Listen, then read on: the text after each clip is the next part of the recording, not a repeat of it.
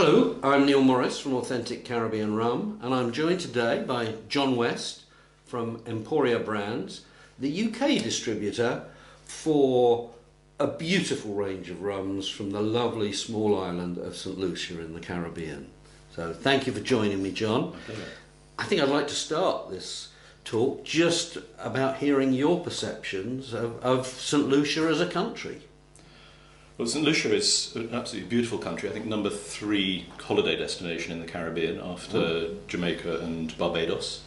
The icon of the island, I suppose, is the pitons, which are basically volcanic plugs. Yep. And they're reflected on the label of Chairman's Reserve and, in fact, on the top there. The interior of the island is wonderfully wild rainforest. In common with so many Caribbean islands, it used to grow a lot of sugarcane, and these days, with mechanical harvesting and so on, that's tended to move elsewhere, and so now there's a lot of bananas. And the St Lucian government actually gets very excited about rum because they can see life after bananas. It's an added value product that they can make on the island in the same way that, for instance, Hotel Chocolat are making chocolate on the island. Indeed. Rather than just growing cocoa. You reference a very important point for us, and that is the socio-economic importance of rum to these small economies in the Caribbean. In total, rum employs about 100,000 people, which I've said before doesn't sound many if you happen to be sitting in London, New York or Madrid maybe, but 100,000 people is bigger than the population than some of the countries. St Lucia has a population of about 170,000. Indeed, to put it into context, and of course sugarcane doesn't grow very well in tarmac. So it tends to be in rural areas where there isn't anything else. So it is of critical importance to the economies of the region. So it's a good point. It's one of the very few added value things they can do. Because a lot of the other things they grow are essentially raw materials. Sure. And they don't get that much profit out of it. So I agree with you. St Lucia is very beautiful, and I've had the opportunity to enjoy it. But let's talk a little about the rum culture there, because there's two ends to rum culture in most Caribbean countries. There's a local rum culture which has significant, maybe higher alcohol content, as well as a premium sector. So what are your experiences of the local culture? Well, St Lucia, like most islands, used to have dozens, probably hundreds of unregistered distilleries. Gradually that came under control. By the 50s there were just 2, and those merged in the 70s to become St Lucia Distillers, based in Roseau, which, to go back to the tourist theme again, is just over the hill from Marigot Bay, which is one of the most beautiful locations. Beautiful spot. I've had a lovely lunch or two there. So yes, it's fabulous. So now just the one distillery there.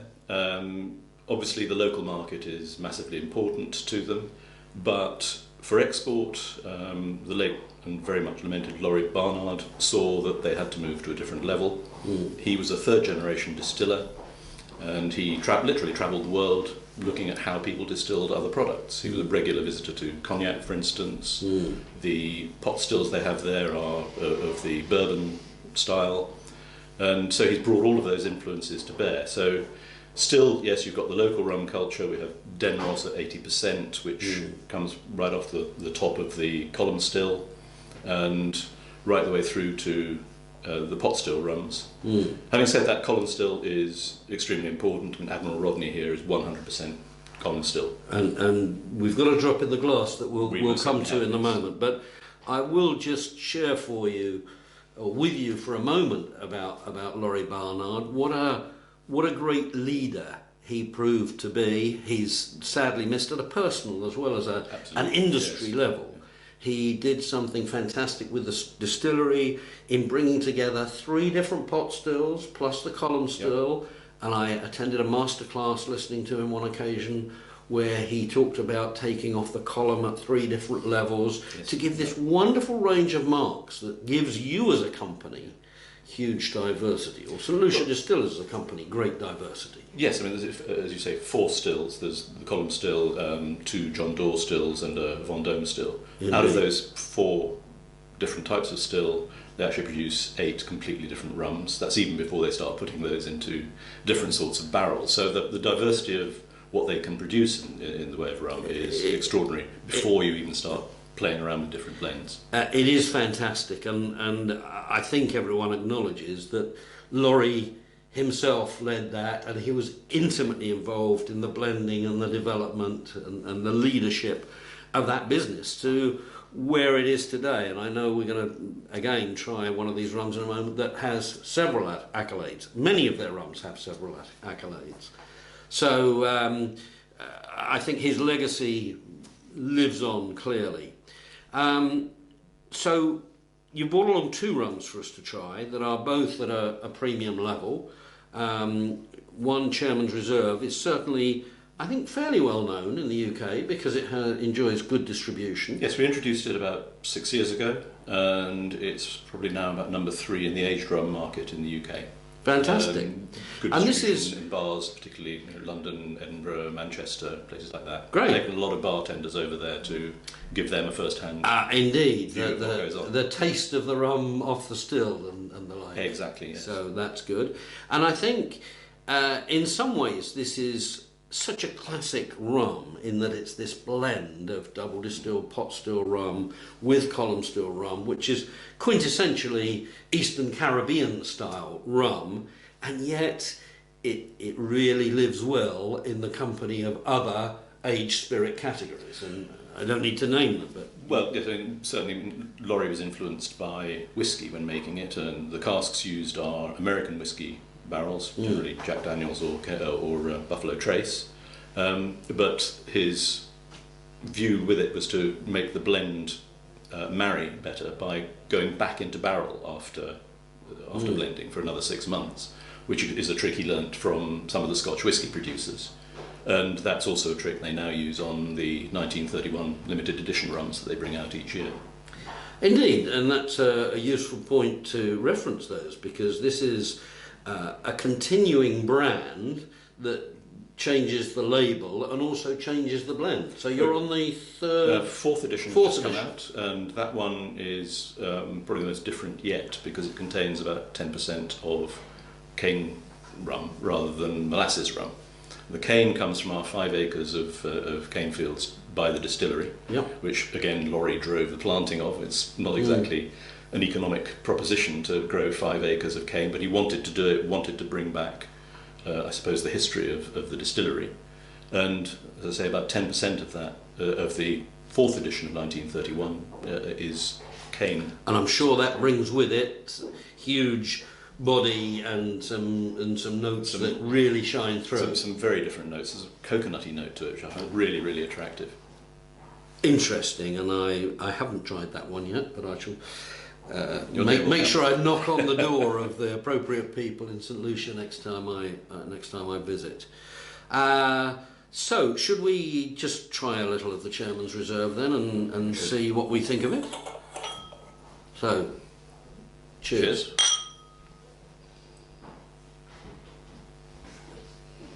Well, I immediately get the notes from the pot still element, that bigger, fuller note that's there. But there's something coming along behind that as well. Absolutely, and it's got pot still in it, but actually the majority in there is still column still. One of the head blenders told me that, in his view, a little pot goes a long way. I think he was talking about rum rather than some of the other things the Caribbean's known for.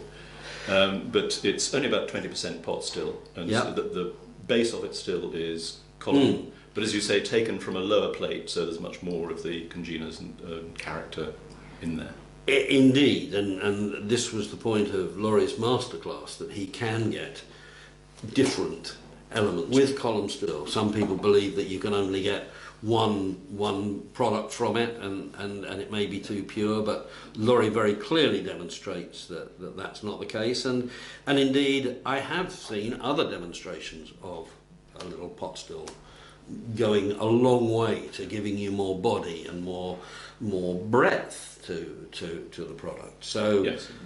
This has long been a favourite of mine, and I do find it akin to other aged spirits. If I want to take someone who's a little bit of a connoisseur on a journey into rum, this is a perfect place to open the door for them, I think. Definitely, I think particularly from, say, a slightly whiskey background, you can drink this in very much the same sort of ways as you would drink whiskey. Absolutely.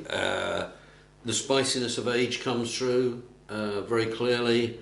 The balance of this, I think, is superb. It's a rewarding drink. It gives you value from having invested in it. And it's immensely versatile too. You can drink it on its own like this. I mean, you've got a nice brandy snifter to really open it up. It works in classic rum cocktails. I'm sure it does. And so on. And it works also in the way they drink it on the island, which is with coconut water. Which is one of those curious things which it doesn't particularly taste coconutty, but there's a completely different texture to it. Indeed, and a classic mixer in the Caribbean. And now available in a lot of UK supermarkets. Indeed, I understand so. The other significant point about this rum is that it carries the authentic Caribbean rum mark on its back label, so people can start to see that this has the authenticity and provenance and quality assurance that the mark brings to a family of rums from 13 different countries. We all produce to a certain set of standards and set of rules, and yet we can get wonderfully diverse flavours across that, as you demonstrate within your own range, but by the time you take from other countries as well. So forgive me for taking a moment just to point out that. Again, Laurie was a huge supporter of the authentic rum mark. Without question. So, he was quite right to raise it. The first company to get an approved licence to use the mark. He was very supportive of the initiative overall, and I have to say was very supportive of me personally in a challenging environment, because people have come to accept this at different rates and different paces, and he was one of the guys who made it worthwhile me continuing that quest to bring more into it.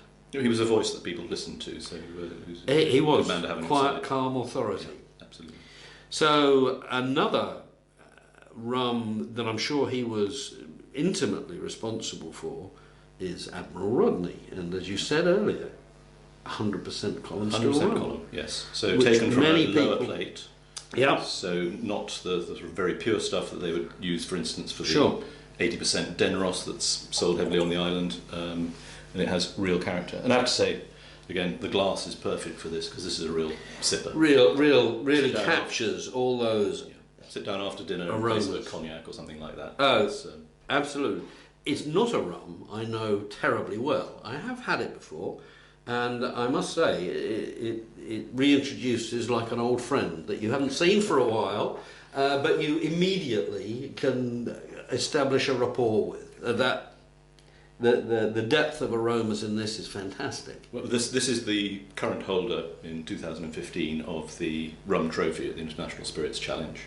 It won it before in 2009 at the Spirits Challenge. It won it in 2012 at the International Wine and Spirit Competition. So for a column still rum to basically come out on top in those major international competitions is a fantastic testimony to the quality of the rum. And indeed to all of the people at St Lucia Distillers for consistently managing to turn out this fine product. So yes, I enjoy this very much as well, and this too carries the authentic Caribbean rum mark. So if people are looking for something with that mark of reassurance, then this carries it as well. So cheers for this. Give me a chance to have a second taste.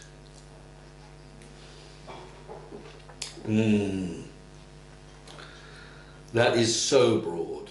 That I've got so many things going on, and right all the way down here, and that is not. There's no way. In fairness, it doesn't have the elements of a pot still rum that really are quite distinctive, but it has a depth that you don't normally associate with pure column still product. Well, the average age on that is about 10 years. St Lucia Distillers tend not to go beyond about 10 years in age. Obviously, people who've been to the Caribbean will have noticed the climate is a little different from the north of Scotland.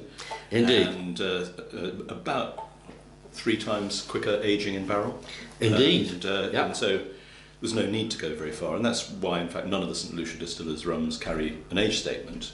I think people come to age with their sort of Scotch whisky glasses on, and for the most part, they wouldn't be very impressed by the age statements that rums make. So will be impressed by what's commonly there are 15, 18, 20, 30-year-old whiskies out there, and in the cooler climate, they're not as well developed as a rum would be at that age. In fact, the rum may have gone too far by the time you get to some of those higher levels. Yeah, I've tasted rum that has done that. Yes. It's worth clarifying that if you see on a bottle of rum an age statement, then it means that every drop has been aged at least that long, and some of it will have been aged longer. And you typify the attitude of many rum producers by saying, judge us on what's in the glass or in the bottle, not what's on the label. No, what comes off the column still, for instance, is a delicious drink as it comes off the still. And pot still is quite difficult to drink straight off the still, and indicates the age. So we're not shy about including younger rums in there, because they really do bring something to the blend. A lovely sort of fruitiness and roundness and approachability. I absolutely agree, and thank you for bringing an old friend back for me to get reacquainted with. It's definitely something that fits the bill for that quiet last drink of an evening to sip and savour. And thank you for coming along to talk about St Lucia, the country, St Lucia Distillers, and indeed Laurie Barnard, the man. And I would just like to raise a glass to Laurie. Absolutely, what a great thing to do. Yeah. Cheers. Cheers, Laurie.